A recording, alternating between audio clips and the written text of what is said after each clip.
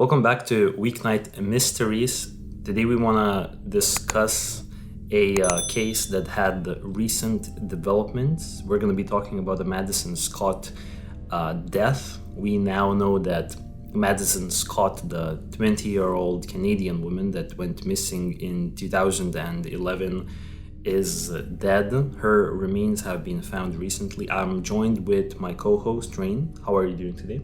Hi, I'm all good today. How are you? I'm good. I'm ready to talk about this case.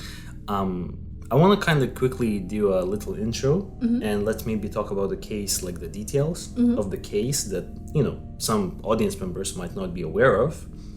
And then let's jump into it. So today, as we mentioned earlier, we'd like to talk about the perplexing case of Madison Scott, who went missing on May 28th. In 2011, after attending a party at Hogsback Lake near Vanderhoof in British Columbia. Despite extensive investigations, her whereabouts remained unknown for 12 years until a startling discovery in May of 2023. The ongoing investigation raises questions that have not been answered yet. So, have you ever heard about this particular disappearance case before? Madison Scott's case, before we kind of agreed that we want to, do a little bit of research into it and talk about it. Yeah, actually, I heard about this from SMP. I listened to one episode of yours. You did this case, right? Yeah, I've talked about this case back in the day. Once again, when we talked about it, I don't really remember what we kind of discussed in detail, but I definitely know that the body hadn't been found yet because the body has literally been found, I would say, a good month ago in late May. We're already in June, so we want to talk about the latest developments in the case and what may have happened. Madison Scott, she was also known as Maddy to her close ones. She was a lively and versatile individual from Vanderhoof, Canada. Maddy enjoyed a variety of activities such as dirt biking, figure skating, horse riding, hockey, rugby, and photography. She even made amateur movies with her friends. Maddy worked as an apprentice, heavy-duty mechanic with her father at MBG Logging. Known for her caring nature, she was always willing to help others and had a fun-loving, spontaneous personality. At the time of her disappearance, she was 20 years of age. I believe she had graduated high school just 2 years prior to her disappearance. Yeah, but just to put it out there, she sounded like a very outdoorsy person. Yeah, and the general location where she was from this little town called Vanderhoof in British Columbia. It's actually in the center of British Columbia. British Columbia is one of the states of Canada, and it's a very outdoorsy place. It only has 4,000 people living there. But yeah, she seemed like a very outdoorsy person, but she was also described as someone who would like wear a dress or whatever, but then also worked as a heavy-duty mechanic apprentice. Yeah, how far is the town from the place where she disappeared at? Well, let's jump into more of the details. I would say it's around 20 kilometers away, something like that. But still, it's pretty far. You would have to drive there. Yeah, maybe it was a little bit more than that. I think I have it somewhere further here in my notes. Let me quickly check the actual location. Oh, okay. So the location where she disappeared was actually 25 kilometers southeast of Vanderhoof. It's at this lake. There was a party going on the day when she disappeared. I kind of want a little bit delve into this party as well to introduce, the case a little bit more. On Friday, May 27th in 2011, Maddy went to a party at Hogsback Lake with a friend, Jordy Balduc. Now, this was an old friend she had recently reconnected with. She decided to go to the party instead of her previously arranged plans to meet up with her cousin, probably because she liked someone who would be there at the party. Now, the party was held every year to celebrate the party host's birthday and was advertised on Facebook. So this was kind of a situation where there's a person from the Vanderhoof community, and they're having a birthday party, and they're celebrating the birthday party at the Hogsback Lake camping site every year. And they promote it on Facebook, and a lot of people show up to celebrate. Maddy drove her white 1990 Ford F-150 pickup truck to the lake. When she arrived, she initially realized that she had brought the wrong tent poles for her tent. So she went back home to get the right ones and briefly spoke with her mother while she was back at home. At this point, Maddy seemed fine, and her mother did not raise any alarms. She seemed very normal at that point of the evening. Maddy returned around 9:30 p.m. to the camping site. The party turned into a big gathering with about 50 people, mostly between 18 and 25 years of age, the party gatherers. Despite extensive investigations, her whereabouts remained unknown for 12 years until her remains have been discovered in May of this year, 2023. The ongoing investigation still raises questions, and we want to talk about those questions. I think to better understand kind of the case and to, potentially discuss what may have happened to her, I think we have to go through the timeline. Because there are some details in the timeline that I was only able to find on Reddit. I wasn't able to find some of these details on Wikipedia, so this might be new information to you as well. Because I know you looked into this case, but you have to tell me if you knew about this or not. Yeah, but just to clarify one thing. Yep. Jordy, because I read a couple of articles or a couple of Reddit threads wherein the information are kind of contradicting. One thread or one article mentioned that Jordy was Maddy's best friend, and the others said they just reconnected. So which one is it? It's hard for me to say also, but I would say the information I've seen was that they haven't seen each other for 2 years, and they recently reconnected. Yeah, I'll go for that as well then. Yeah.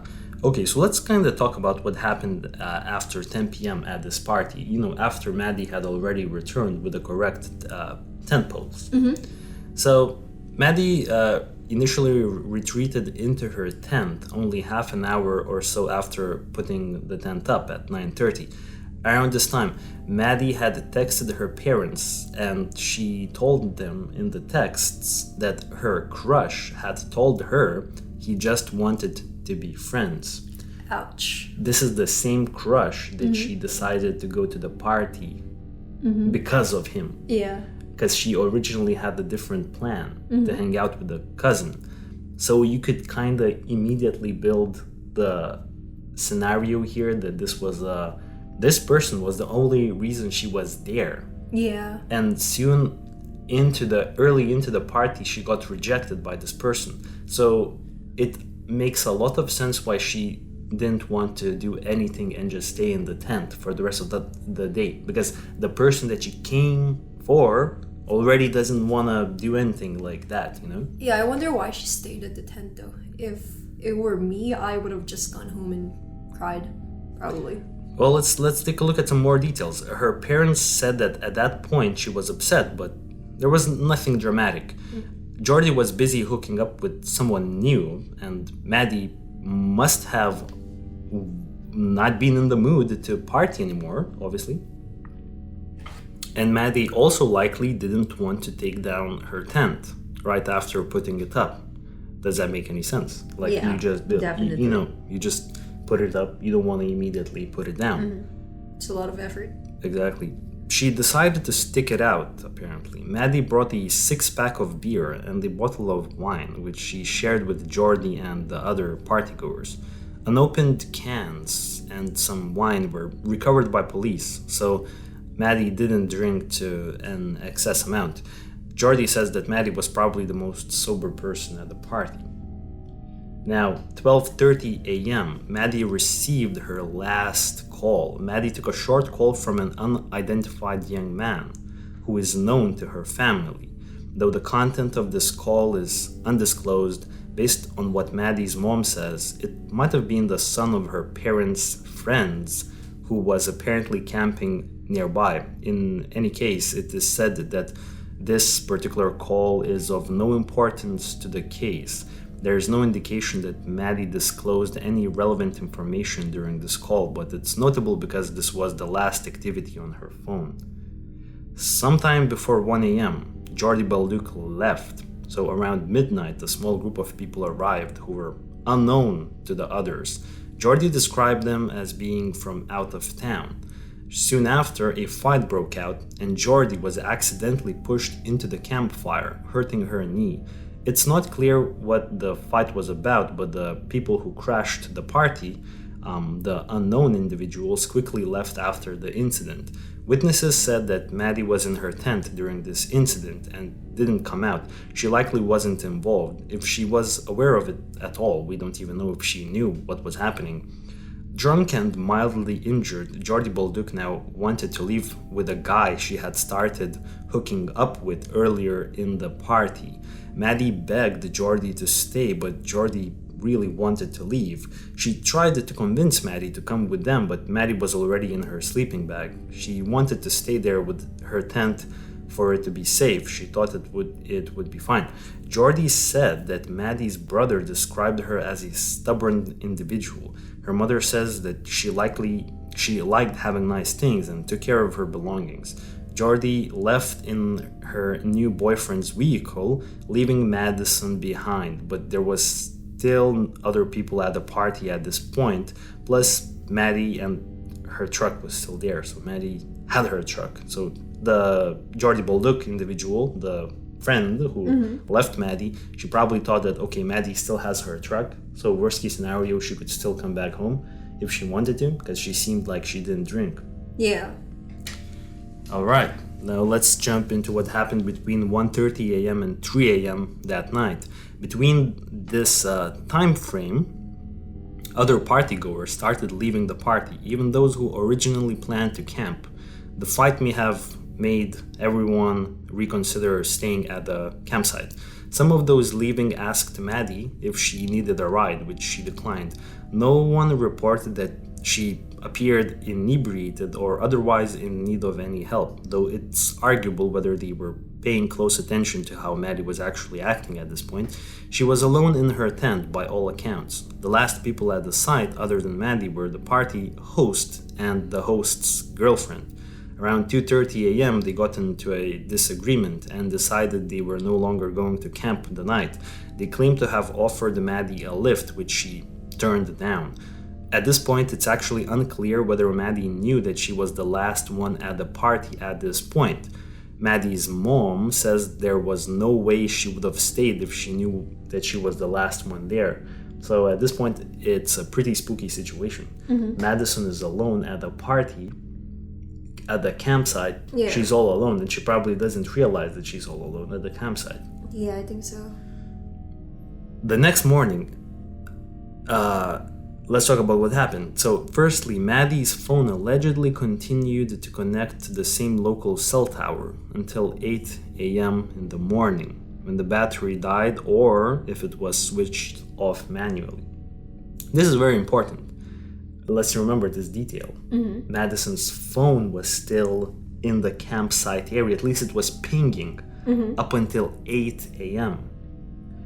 Yeah, but I don't know. In my eyes, it doesn't necessarily mean that she left or she was lost at 8 a.m. If she actually, I don't know, it could happen somewhere between the night and she maybe just left her phone in the tent. You know what I mean? But the phone was never found. The phone was never found. Yeah. There's no phone there. So that's why we kind of suspect potentially that this could be the time when when something happened. But also it's not sure, because let's kind of look into what happened next. Around 8:30 a.m., so 30 minutes after her phone last pinged in that location, and it never pinged anywhere before. It kind of just went completely silent after 8 a.m. Jordi returned to the campsite with her new boyfriend to retrieve the belongings that she had left before heading to work. She had to work that day, I think. She said that she found Maddy's tent unzipped. Her sleeping bag was pushed to one side, and her earrings, or her finger rings, I'm not sure, were scattered on the grass. These were rings that Maddy wore all the time, which had sentimental value to her. Jordy was slightly worried, but apparently not suspicious. She didn't try to contact Maddy. The party host also noticed that Maddy's tent when he returned to clean up around 10:30 a.m. It was now zipped up, likely zipped up by Jordy, who was there 2 hours earlier.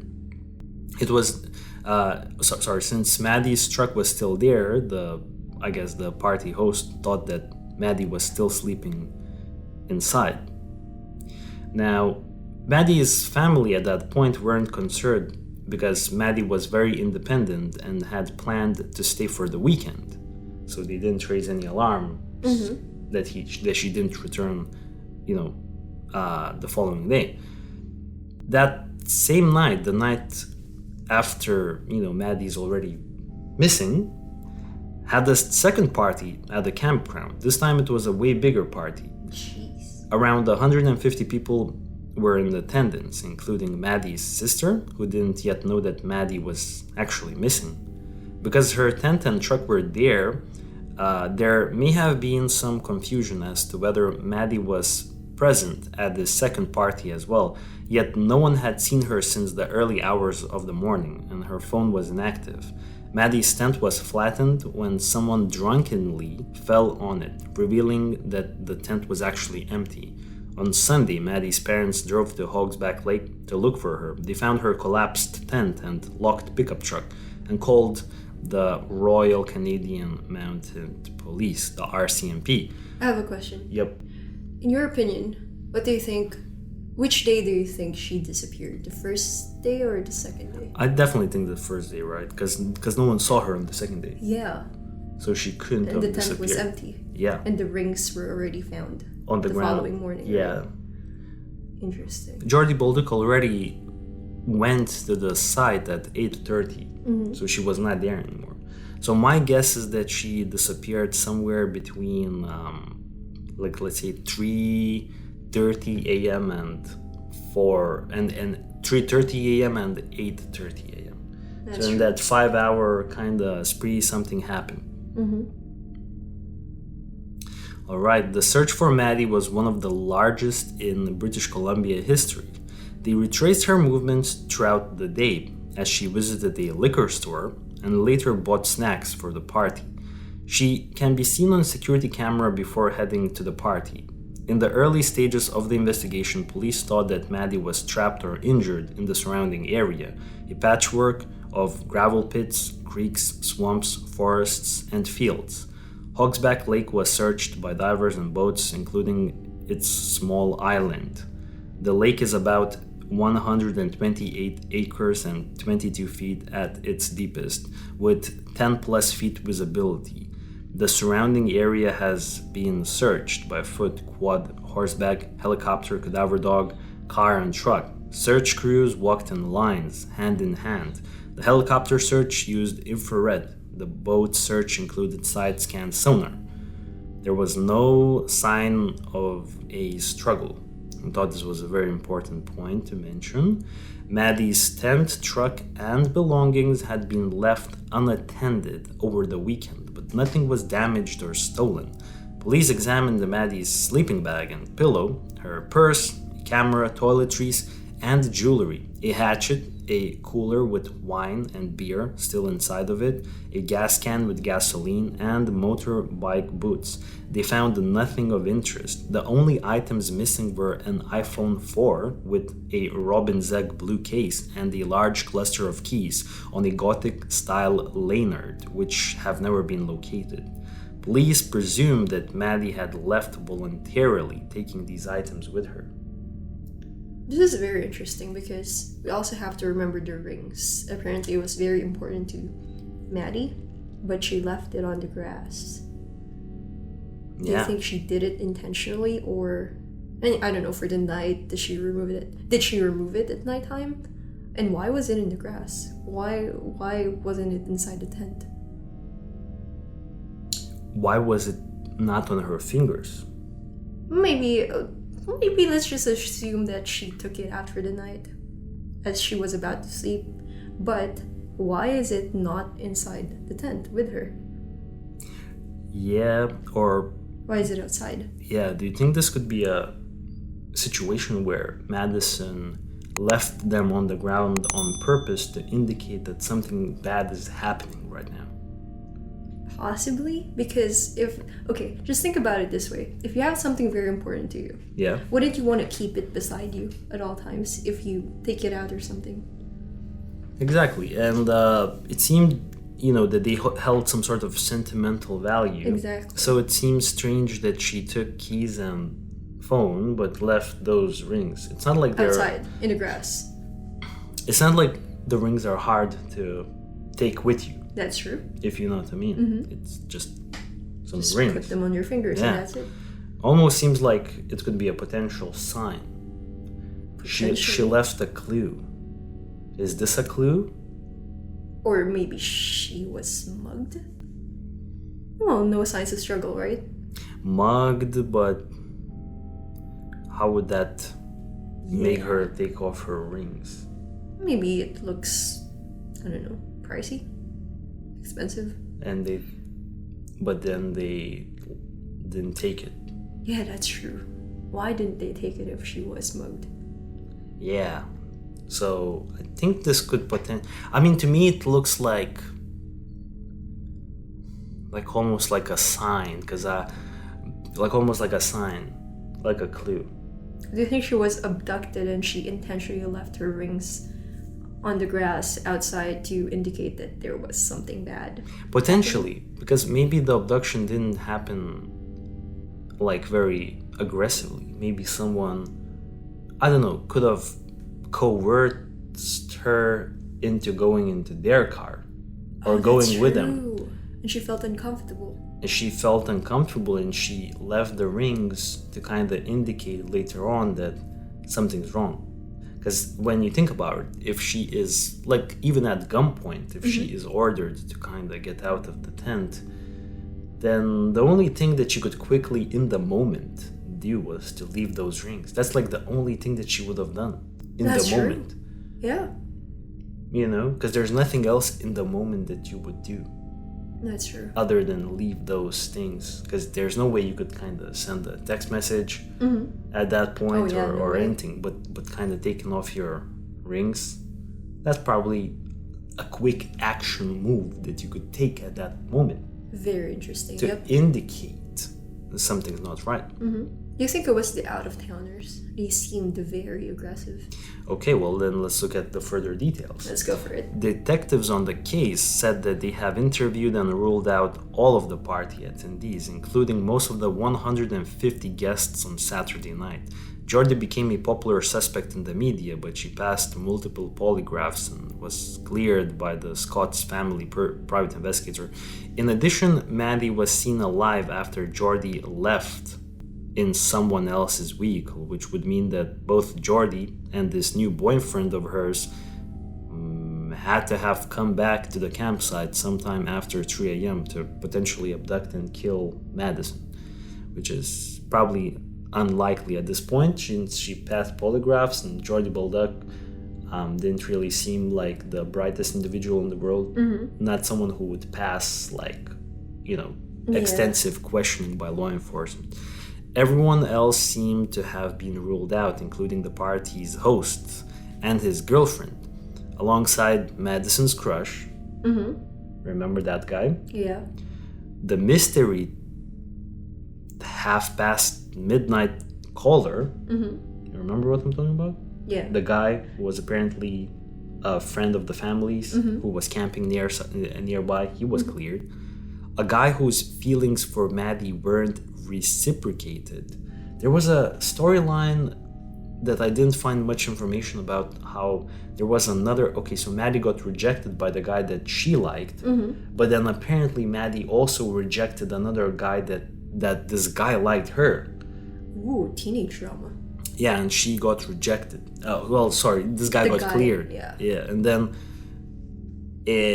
also a murdered man was also cleared. And now when I say a murdered man, there was this guy, I'll talk a little bit about him later on. There was this guy that Madison was actually talking with and allegedly close with, the same guy, shortly after Madison disappeared, was found dead. Well, his head was found. Nothing else was found. His head was found in an abandoned house. We'll talk about this in a little bit. The RCMP stated that we haven't identified anyone that would have a grudge or had any reason to harm or cause Madison's disappearance. And at this point, I really want to jump into the theories to kind of round out what we have here. So the first theory would be that this could potentially be a voluntary disappearance or suicide. And when kind of people were talking about theories, let's say, a year ago or something like that, they didn't have let's say the newest update. You know what I mean? So what we can do now is kind of look at those theories and look at the newest update and see if that makes sense, Yeah. So wait, before we jump into this, maybe we could also talk about the updates first, so we could. Well, there's not much about the update, and I'll talk about the update in a little bit in a more kind of slightly more extensive manner. But the update is that Madison's body has been now found. And Madison's body has been identified in May of 2023 at a rural property at South Slope Road, several kilometers from Hogsback Lake. Now, I kind of took the area and calculated via Google Maps how long it would take to go there on foot. Let's say if she left on her own accord, it would take 3 hours and 40 minutes. It's about 18 kilometers away. So it's quite unlikely that Madison actually went there on her own accord. No cause of death at this point has been released. There's no indication why she died, at least to the public. We don't know.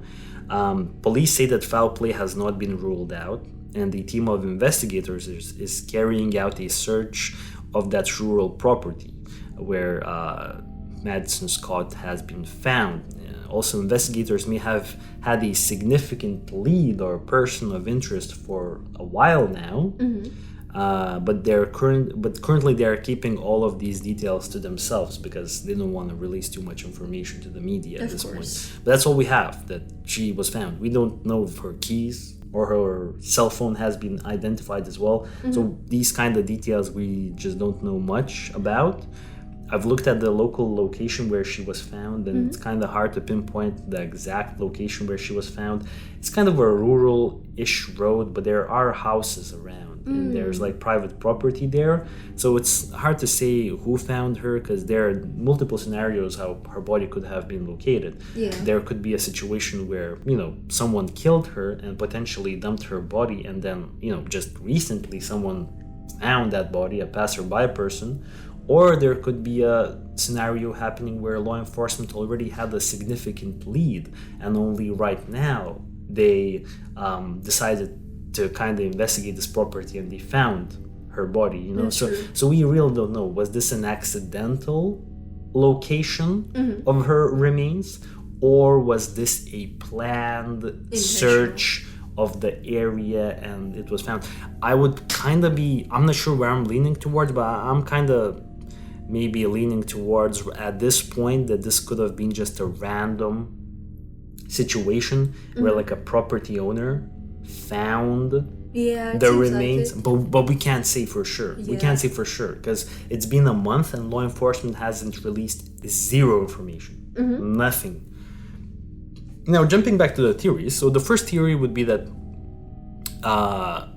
Maddy voluntarily disappeared or had committed a suicide. So Maddy was close to her family. She had an active social life and lots of hobbies. She left on foot and without her purse, which her mother says she took everywhere. It's questionable how far she would have traveled with no vehicle or money. And there are no witness sightings of her after 3 a.m. But now we actually have the benefit of actually knowing where she was found. So she was found 18 kilometers away. That's pretty far to walk on. Pretty far to walk on a random day. Why would you go 3 hours? Why would you walk for almost 4 hours without thinking of turning back and dying there? That's true. Her remains were definitely, in my opinion, placed there. So I would say I don't really see how foul play, after knowing the location where her body was found, I really don't understand how foul play is not involved here. And then on top of that, I think law enforcement is stating that they aren't ruling out foul play because they don't really want to release too much information. I feel like deep down, law enforcement is definitely considering foul play as the number one explanation. Madison's mother also says that she always shared if she had a problem, and we know she was communicating with her parents that night. She had no history of mental illness. Maddy retreating into her tent could be seen as a sign of distress since she had been turned down by her crush. However, Maddy was previously on dating sites and had possibly experienced rejection before. And I guess this is the question: do we think that rejection that happened during the party, do we think that would cause her to kind of walk and potentially commit suicide somewhere? Well, first of all, I don't think it was suicide, because once again, her body was found so far away. Exactly. From the place where she disappeared, or where she initially stated. If you do intend to end your life, why walk 4 hours just to do it? And why not drive there if you would want to do it? You know what I mean? Exactly. So why not do it there and then? You know what I mean? In that same place. I completely agree in this one, and I would say I'm ruling out this particular line of thinking. There's another theory that this was an accidental death, and at first I thought that how is this possible, but then you start thinking about the lake and everything, and this could have made some sort of sense, but then obviously we know that her body was found 18 kilometers away, so she couldn't have drowned in that lake. But let's kind of talk about it. So there was an outhouse. What's an outhouse? Outhouse is like kind of this camping building with like some sort of amenities, like a bathroom, or you know what I mean. 15 feet away across a gravel lot. So if she needed to go for a toilet break or something like that, it seemed unlikely that she would have gotten lost because it was so close. Any other errands like food, charger, or first aid would have required her to use her truck instead of going anywhere. So at first sight, it seemed like there's no reason for her to leave the tent. Why would she leave the tent, you know what I mean, in the middle of the night? She seemed like she was sleeping already. The search was extensive, yet no signs of her traveling from the site was ever found. So there's also no indication that she ever left on her own, like feet or whatever. Witnesses reported a cougar in the area, but there were no tracks. That's interesting. There were no tracks, droppings, rips, blood, or any sign of animal activity. So once again, we don't really know. However, the nearby trails are clearly signposted, and it would have been just getting light at that time. So at that time, you know what I mean, it was already 4-ish a.m. The sun was kind of picking up now. There was like the light appearing in the sky. So there is a possibility that she decided to go on an impromptu hike. Maddy did like photography, but she didn't take her camera with her, so it's, maybe this particular detail is working against that line of thinking. She took her phone, but she didn't get to use it if she did leave voluntarily. So we don't think that she planned to go far. Besides, her phone indicated that it was pinged up until 8 a.m. in the morning at the campsite. Yeah, once again, if she got lost, she was a local and she seemed like a very outdoorsy person, so I believe she would have had the capability to find or track where she came from. Yeah, and then the only kind of, I guess, explanation how her remains would have appeared so far away as if an animal carried it, but that's also not likely to me because the search was already ongoing, and I don't know, just seemed like a very far away, and the place where she was found, it's rural like property. Yeah, but it's also not like a hill or like in the middle of a forest where an animal would go. It's like, according to the news media, it's like close to a road where a human would go and dump her body. No, that's interesting. And then I guess lastly we have to talk about that the foul play may have been committed by someone. So I guess we could split this into foul play by an unknown individual and by a known individual. So a known individual, someone that Madison actually knew. So police thought that Maddy might have left in a vehicle with someone she knew since she took her phone and keys. But she was still alone in her tent when the last witness departed. There was no activity on her phone between 12:30 a.m. and 8 a.m. If a known person turned up at 3 a.m., why would she now ditch the belongings she'd stuck around to protect? Why would she leave her own working truck to ride in another car when she very likely wasn't over the limit? Maddy was friendly with a 28-year-old man named Fribjon Bjornsson, who allegedly told friends that he knew what happened to her after she vanished. There were rumors that this man owed drug dealers money and that they abducted Maddy to teach him a lesson. Now, Fribjon took a lie detector test and passed. Police cleared him of involvement. However, several weeks after being cleared, his severed head was found in an abandoned house. Police have said his murder is unrelated to Maddy's disappearance. And we even have a picture of this abandoned house where the two convicted felons already, Darren Jesse Bird and Wesley Dennis Dukin, left his head in this abandoned house. But even from the picture, I don't know, is that a ghost? Do you see like the second floor? Oh, I hate these. Do you see like a second floor? Yeah. It looks like a ghost. I don't know. I don't like these. So this house is already demolished. Oh, good. Yeah. Good. And we haven't found the rest of the guy's body, just his head. Now, quick question, if you would know the answer.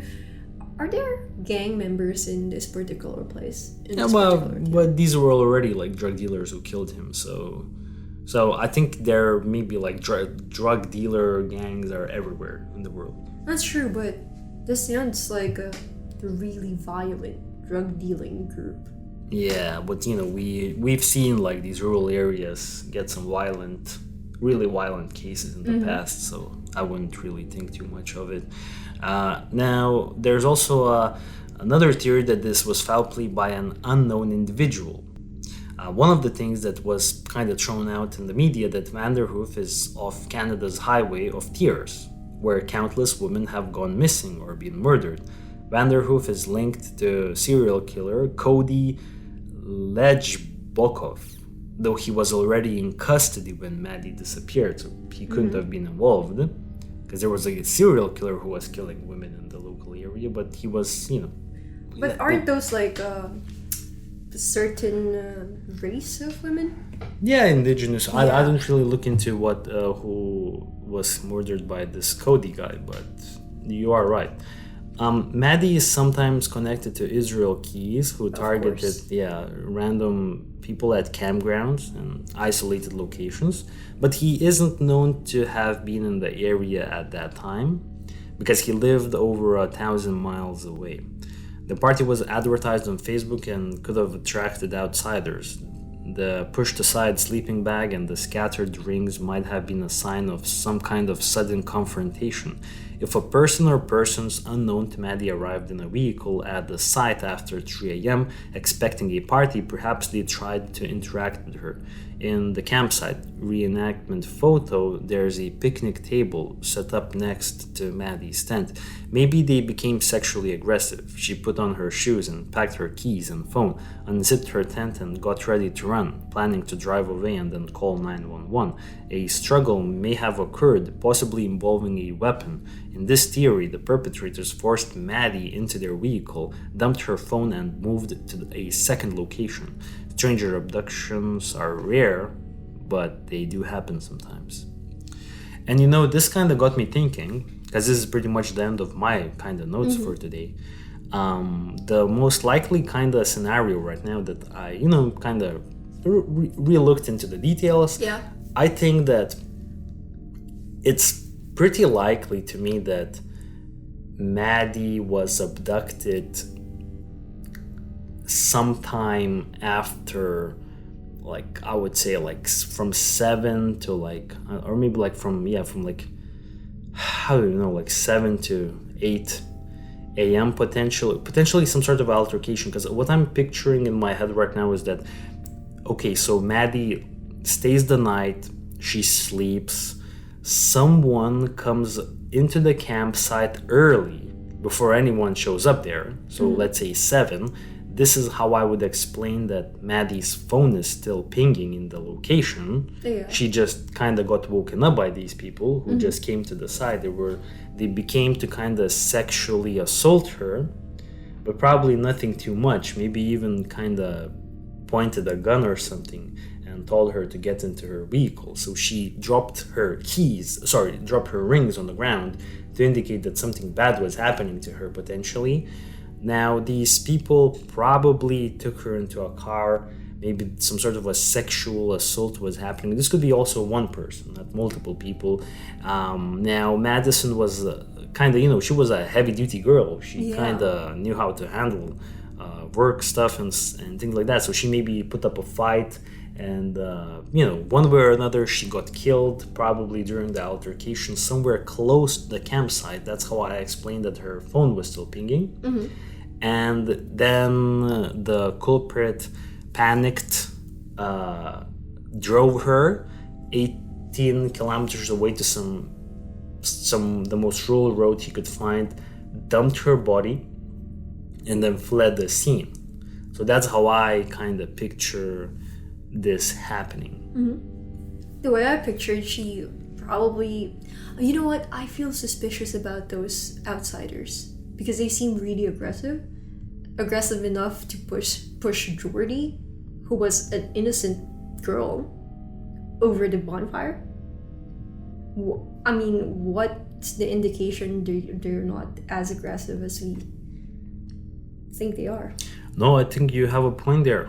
And maybe one of them did come back to kind of sexually assault someone else or try to find more trouble. Yeah, or to fight. Yeah, and found Maddy. Because she was a vulnerable individual in there. Yeah. It's just that they have all been allegedly ruled out by law enforcement. But it doesn't have to be them. We can't speculate too much because there's just no way we could kind of talk about this in any way. Or like lead to some sort of a conclusion, but yeah. Yeah, I do think she was abducted though. Like someone maybe opened up her tent and held her at gunpoint. Yeah. Possibly. She dropped the rings in haste. They went in the car. They drove back. They drove out somewhere. Maybe the abductor was smart enough to turn off her phone so it stopped pinging. Yeah, that's also a possibility.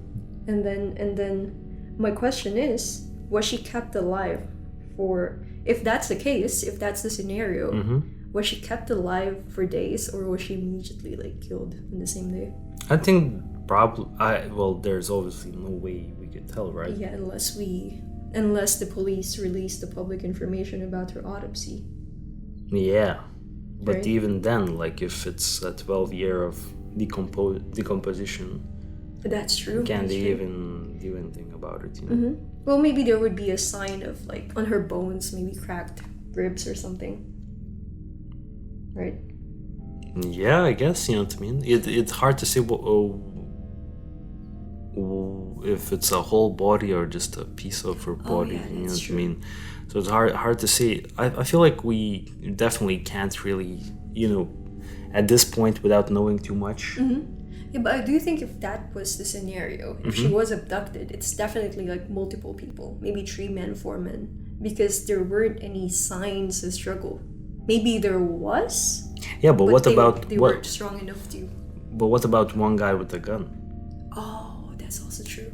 You know what I mean? Or with a knife or something like that. So, yeah, it could be multiple people, but I feel like if it's multiple people, then there's more chance of someone, accidentally flattening the tent out or something. Yeah, well, the tent was flattened out the next day by some random guy. Yeah, so who was apparently unconnected to the case. How about, do you think she's connected to the druggies. The druggies? Yeah. The guys who killed the Bjorn Johnson guy? Was that a Swedish name? Yeah, or like a Norwegian. I don't know. I have no... Well, law enforcement said that his case was unconnected. So But probably not. He knew her. Yeah, he knew her, apparently. Do you think he probably sold her to the drug dealers to, I don't know, make something? No. He was being cleared. That would be too wild, I think. That's true. It's a bit too wild. I think at this point, yeah, like my kind of line of thinking is that sometime, you know, in the early morning hours, someone came Definitely. to the camp area and found Maddy and then took All advantage. Yeah, and then took advantage. Like that's how I'm picturing. Like that's how this case makes sense to me right now, you know. Yeah, same here. Yeah. Well, that's, you know, that's the outcome that I would go for. But yeah, this was a good kind of news update about this one. Yeah. One last thing before we go, though. Of course, Can we acknowledge the fact that her family didn't stop looking for her, like doing fundraisings for 12 years after she disappeared? Exactly. That's this was amazing. And it's amazing, and the timing was pretty crazy because it happened on her anniversary.